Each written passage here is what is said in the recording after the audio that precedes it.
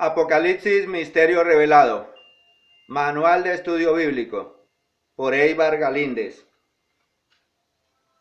¿Por qué este debe ser el correcto orden del Apocalipsis? Punto número 10.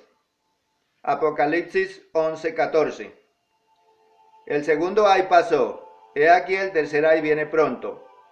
En Apocalipsis 8:13 un ángel pregona acerca de los tres ay que sucederán en los toques de las últimas tres trompetas. En Apocalipsis 9:12 pasa el primer ay que se relaciona con la tercera trompeta. Apocalipsis 11:14 es el segundo ay y corresponde a la sexta trompeta. No puede ir este verso en el lugar de los dos testigos, pues ellos estarían predicando durante las copas de la ira de Dios y nunca durante el sonar de las trompetas. Las trompetas suenan para la iglesia gentil, al igual que las copas son el anuncio para el pueblo judío exclusivamente. 11. Apocalipsis 11:15 al 19. La séptima trompeta debe ir en secuencia después de que suene la sexta. Este es el orden correcto. La Biblia expresa claramente que este es el tiempo de dar el galardón a los profetas santos y los que temen su nombre. Pero esto solo sucederá cuando pasemos por el tribunal de Cristo, inmediatamente después del arrebatamiento de la iglesia gentil. Y corroborando una vez más, esto sucederá a mitad de la semana 70 de Daniel. Recordemos que hasta el momento han pasado dos ay, el de la quinta y sexta trompeta. Faltaría solo el de la séptima, que como no aparece en ninguna parte, es lógico que vaya luego de que finalice de tocarse la última trompeta. Por eso sé que va aquí. 12. Apocalipsis 12. En este capítulo se nos revela lo que le sucederá al pueblo de Israel en la tribulación de Jacob. 13. Apocalipsis 13. Este capítulo es el resumen del gobierno del anticristo y el falso profeta durante los 7 años de la semana 70 de Daniel. Los primeros 10 versos corresponden a la primera mitad de la semana y los versos 11 al 18 corresponden a la segunda mitad. Este resumen es la transición entre la séptima trompeta y la primera copa de la ira de Dios. 14. Apocalipsis 14, 1 al 20. Los 144,000 que aparecen en estos versos son los mismos 144,000 sellados del pueblo judío en Apocalipsis 7, 1 al 8. Aunque la Biblia no lo especifica expresamente, sí podemos deducirlo por varias razones. A. Los dos grupos son de 144,000. B. El apóstol Juan no dice otros, como en muchas ocasiones nombran otro o otra en el Apocalipsis, refiriéndose a una clase diferente, ya sea ángel, señal, bestia, etc. C. Los dos grupos son sellados en la frente. La Biblia nos enseña que todo negocio conste en dos o tres testigos, y aquí tenemos tres razones válidas para creer que estos dos grupos son uno solo. ¿Qué sucede entonces? Podemos concluir diciendo que los 144,000 de Apocalipsis 7, 1 a 8 son los sellados antes de comenzar el ministerio de la predicación del Evangelio a los judíos y al mundo. Además, los 144,000 de Apocalipsis 14, 1 a 5 son los mismos una vez concluido su ministerio en victoria. Apocalipsis 14, 6 al 13. Anuncian la predicación del Evangelio a los judíos y al mundo incrédulo que se quedó del arrebatamiento. La futura e inminente destrucción de la gran ramera, el castigo bajo las copas de la ira de Dios para los que se pongan la marca de la bestia y la bienaventuranza para los que entreguen su vida a cambio de obedecer el Evangelio.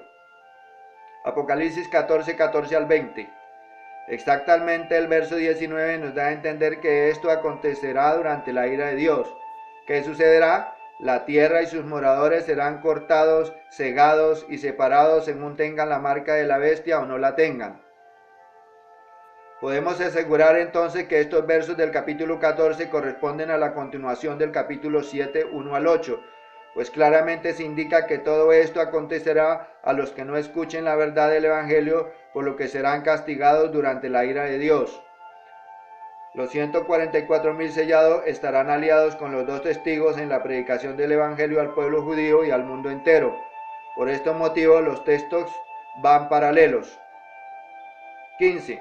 Apocalipsis 15. En estos pasajes podemos apreciar varios aspectos importantes. A. La visión tiene lugar al comenzar la ira de Dios. ¿Por qué? Porque son los 7 ángeles con las 7 postreras plagas a las cuales se les dan 7 copas de oro llenas de la ira de Dios. Se reparten las copas, pero no se da todavía la orden de derramarlas. Apocalipsis 15:7. B. Se enfatiza que nadie podía ya entrar en el cielo hasta que se derramase la última copa de la ira de Dios. En otras palabras, se cierra la puerta de entrada al cielo para la iglesia compuesta por gentiles y judíos y para el mundo entero. Solo se abrirá cuando se ha cumplido el juicio de la séptima copa para que entren exclusivamente los judíos y gentiles que no se hayan hecho marcar por el anticristo. En este punto la iglesia gentil ya habrá sido levantada. Apocalipsis 15:8. C. Cuando los juicios de Dios se hayan cumplido a través de las 7 copas, entonces todas las naciones vendrán a Jerusalén a adorar al Señor Jesucristo durante el milenio. Apocalipsis 15:4. 16. Apocalipsis 16:15. He aquí yo vengo como ladrón. Bienaventurado el que vela y guarda sus ropas para que no ande desnudo y vean su vergüenza. Este pasaje merece un estudio más profundo, ya que podemos confundirnos con la venida del Señor Jesucristo a levantar la iglesia gentil para encontrarnos con Él en las nubes. Pero Apocalipsis 16:15 está hablando de su segunda venida. Es el momento cuando baja con la iglesia gentil para establecer su reino milenial. Primero que todo, analicemos una de las señales que deja el Señor Jesucristo a la iglesia gentil para que esté apercibida en cuanto a su encuentro con Él. Primera de Tesalonicenses 5:2-9. Porque vosotros sabéis perfectamente que el día del Señor vendrá así como ladrón en la noche, que cuando digan paz y seguridad, entonces vendrá sobre ella destrucción repentina, como los dolores a la mujer encinta, y no escaparán. Mas vosotros, hermanos, no estáis en tinieblas, para que aquel día os sorprenda como ladrón, porque todos vosotros sois hijos de luz e hijos del día, no de la noche ni de las tinieblas. Por tanto, no durmamos como los demás, sino velemos y seamos sobrios. Pues los que duermen de noche duermen, y los que se embriagan de noche se embriagan. Pero nosotros que somos del día, seamos sobrios, habiéndonos vestido con la coraza de fe y de amor, y con la esperanza de salvación como yelmo. Porque no nos ha puesto Dios para ira, sino para alcanzar salvación por medio de nuestro Señor Jesucristo.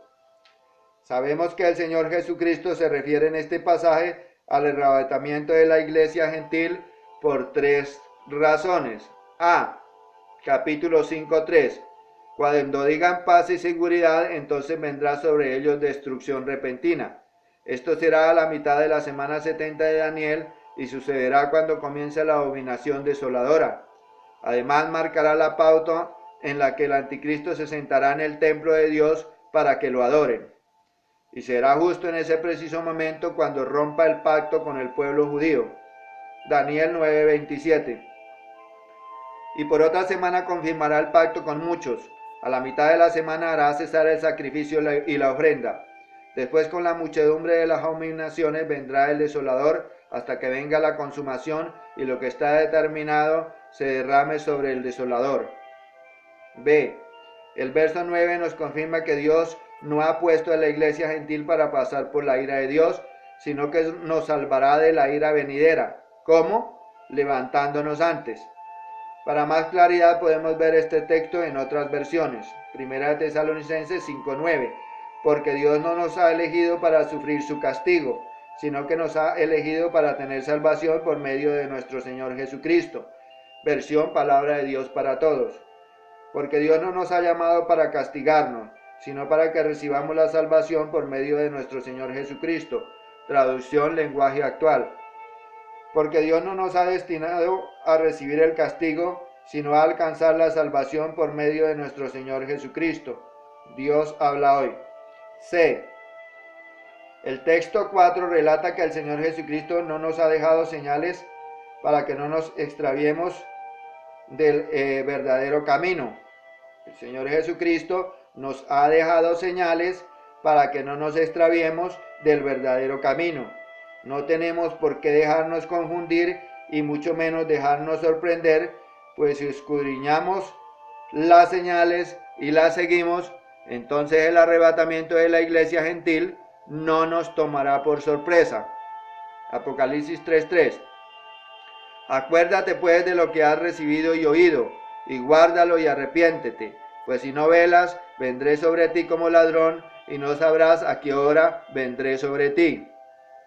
El pasaje también hace referencia a la exhortación que el Espíritu hace a la iglesia gentil para que esté apercibida y velando, esperando el momento en que el Señor Jesucristo venga a levantarla. Este es un mensaje a la iglesia en Sardis y el contexto y el pretexto indican y enfatizan que es un mensaje para la iglesia gentil y no para el pueblo judío. Ahora vamos a analizar por qué este texto de Apocalipsis 16:15 se refiere realmente a una exhortación al pueblo judío para que estén apercibidos en cuanto a la segunda venida del Señor Jesucristo con la iglesia gentil a establecer su reino milenial. Apocalipsis 16:15. He aquí yo vengo como ladrón. Bienaventurado el que vela y guarda sus ropas para que no ande desnudo y vean su vergüenza. El contexto y el pretexto nos indican que en este punto de la revelación se está bajo la sexta copa de la ira de Dios. Además se reúnen las naciones para invadir Israel en la batalla de Armagedón. Ladrón en la noche. Este título se otorgaba a los sumos sacerdotes del templo, ya que permanecían en vela supervisando que no se apagara el fuego del altar del templo. Cuando observaban que alguno de los sacerdotes levitas se dormía, enviaban un guardia para que le prendiese fuego en sus vestidos, y cuando estos levitas se daban cuenta de que el fuego se esparcía por sus vestidos, entonces se empezaban a despojar de sus vestidos y se decía que su vergüenza quedaba descubierta. Analizando también este verso a la luz de otros pasajes bíblicos, podemos concluir mucho mejor el significado de este texto. B. Mateo 24, 37 al 39 y 42 al 44. Mas como en los días de Noé, así será la venida del Hijo del Hombre. Porque como en los días antes del diluvio estaban comiendo y bebiendo, casándose y dándose en casamiento, hasta en el día en que entró Noé en el arca, y no entendieron hasta que vino el diluvio y se los llevó a todos. Así también será la venida del Hijo del Hombre. Velad pues, porque no sabéis a qué hora ha de venir vuestro Señor. Pero sabed esto, que si el padre de familia supiese a qué hora el ladrón había de venir, velaría y no dejaría minar su casa. Por tanto, también vosotros estad preparados, porque el Hijo del Hombre vendrá a la hora que no pensáis. Como en los días de Noé, así será la venida del Hijo del Hombre. Entonces no creyeron que llovería agua del cielo porque nunca había llovido. Ahora no creen que lloverá fuego del cielo porque nunca ha llovido fuego. La gente entonces no entendió y hoy tampoco entienden, y se dedican a los placeres terrenales y se olvidan de Dios. El Señor Jesucristo vendrá como ladrón, no que Él sea un ladrón, sino que vendrá de repente, a la hora que el mundo no piensa ni se imagina. Acontecerá cuando estén gozando y disfrutando de los placeres carnales. Esto lo habla el Señor Jesucristo al pueblo judío y lo sabemos por el contexto en Mateo 24, 29 al 30. E inmediatamente después de la tribulación de aquellos días, el sol se oscurecerá y la luna no dará su resplandor. Y las estrellas caerán del cielo y las potencias de los cielos serán conmovidas. Entonces aparecerá la señal del Hijo del Hombre en el cielo. Y entonces lamentarán todas las tribus de la tierra y verán al Hijo del Hombre viniendo sobre las nubes del cielo con poder y gran gloria. C. La traducción Reina Valera nos refiere a otros pasajes que nada tienen que ver con Apocalipsis 16:15, porque están fuera de contexto. Ellos son los siguientes. Lucas 12:35 al 40. Estén ceñidos vuestros lomos y vuestras lámparas encendidas, y vosotros sed semejantes a hombres que aguardan a que su Señor regrese de las bodas, para que cuando llegue llame, le abran enseguida. Bienaventurados aquellos siervos a los cuales su Señor cuando venga hallará velando. De cierto os digo que se ceñirá y hará que se sienten a la mesa y vendrá a servirles. Y aunque venga la segunda vigilia y aunque venga la tercera vigilia y los hallare así, bienaventurados son aquellos siervos. Pero sabed esto, que si supiese el padre de familia a qué hora el ladrón había de venir, velaría ciertamente y no dejaría minar su casa. Vosotros pues también estad preparados, porque a la hora que no penséis, el Hijo del Hombre vendrá. Claramente podemos ver que esta es una enseñanza a través de una parábola, lo cual indica que no es algo real, sino como lo dice el mismo Señor Jesucristo, es una semejanza. Eso lo demuestra el verso 36, donde se dice que debemos ser semejantes a hombres que aguardan a que su Señor regrese de las bodas. Entonces, si ya se casó y pasó la luna de miel con la esposa, ¿para qué velamos? El verso 37 claramente les está hablando a los siervos, no a la esposa ni a su pueblo judío. Estos siervos son los que deben estar vigilantes para que sean convidados a la mesa en las bodas del Cordero, y él mismo les servirá. Los siervos son los convidados, los invitados, los cuales se sientan a la mesa, no son la iglesia compuesta por gentiles y judíos, que es su esposa. B. Segunda de Pedro 3:10. Pero el día del Señor vendrá como ladrón en la noche, en el cual los cielos pasarán con gran estruendo, y los elementos ardiendo serán deshechos, y la tierra y las obras que en ellas hay serán quemadas. Este pasaje es muy diciente y hace referencia a un acontecimiento que no sucederá a la mitad de la semana 70 de Daniel, ni tampoco al final de la semana. Esto sucederá después del milenio y en el día del juicio a los ángeles caídos con Satanás a la cabeza, en el juicio ante el gran trono blanco o juicio final. ¿Por qué podemos asegurarlo? Porque es cuando serán destruidos los cielos y la tierra que hoy vemos, no antes del milenio. Conclusión. Podemos concluir de esta manera que Apocalipsis 16:15 está donde debe estar en el libro de Apocalipsis y en la Biblia. Este verso es inamovible, aunque en apariencia está en discordancia. Cabe recordar que una cosa es la apariencia y otra lo que realmente es. 17. Apocalipsis 16:1 al 16. Se da la orden a los 7 ángeles para que derramen sobre la tierra las 7 copas de la ira de Dios. Este capítulo 16 sigue al capítulo 17, pero únicamente en lo referente a las primeras 6 copas. Luego hay un intermedio correspondiente al capítulo 18, en el cual se narra cómo la gran Babilonia será destruida. 18. Apocalipsis 16, 17 al 21. Nos habla de la séptima copa y nos muestra las grandes catástrofes que caerán sobre la tierra y los hombres que por ese entonces morarán en ella. Estos textos deben ir después de que se narra cómo la gran Babilonia será destruida, la cual corresponde al capítulo 18. Lo sabemos porque en el capítulo 16-19 se nos dice que finalmente la gran Babilonia será destruida. Además no hay más lugar ni a otra copa en la cual se cumpla el castigo sobre la gran ramera. Es aquí ahora el momento de la destrucción. 19. Apocalipsis 17. Este capítulo tiene su correspondiente orden después del capítulo 15. ¿Por qué? Porque en el capítulo 15:1 dice la palabra de Dios que Juan vio 7 ángeles que tenían las 7 postreras plagas. Aquí es la primera vez que aparecen los 7 ángeles. En el capítulo 15:7 es donde se registra cuando se dan las 7 copas a los 7 ángeles, pues antes Juan los había visto pero sin las 7 copas. En Apocalipsis 17:1 directamente se nos dice que vino uno de los 7 ángeles que tenían las 7 copas, o sea que los 7 ángeles ya tenían las 7 copas, lo cual significa que necesariamente el capítulo 17 tiene que ir después del capítulo 15, pero antes del capítulo 16, donde ya se comienzan a derramar las 7 copas. Por lo demás, este capítulo nos muestra el significado de la mujer y de la bestia que tiene 7 cabezas y 10 cuernos. 20.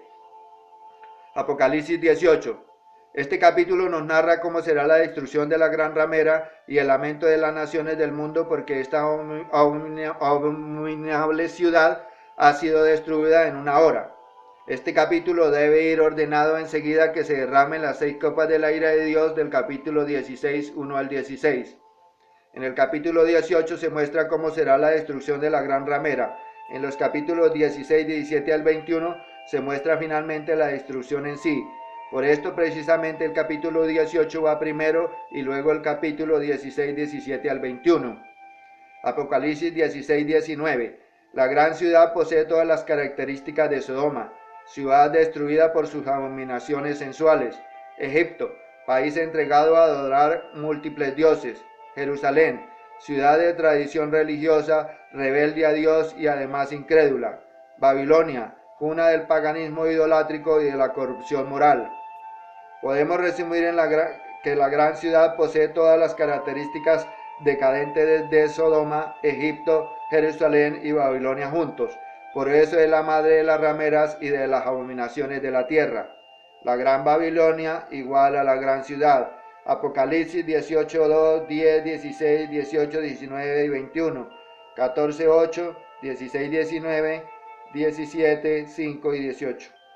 Hay una Babilonia material, igual a Roma y su paganismo, Apocalipsis 17. Hay otra Babilonia espiritual, igual a Jerusalén y su rebeldía, Mateo 23, 16 al 17, Lucas 21, 5 y Éxodo 28. En ella se halló la sangre de los profetas, de los santos y del Hijo de Dios. Apocalipsis 18, 24 igual a Mateo 23, 34, que es igual a Lucas 10, 49 e igual a Hechos 7, 52.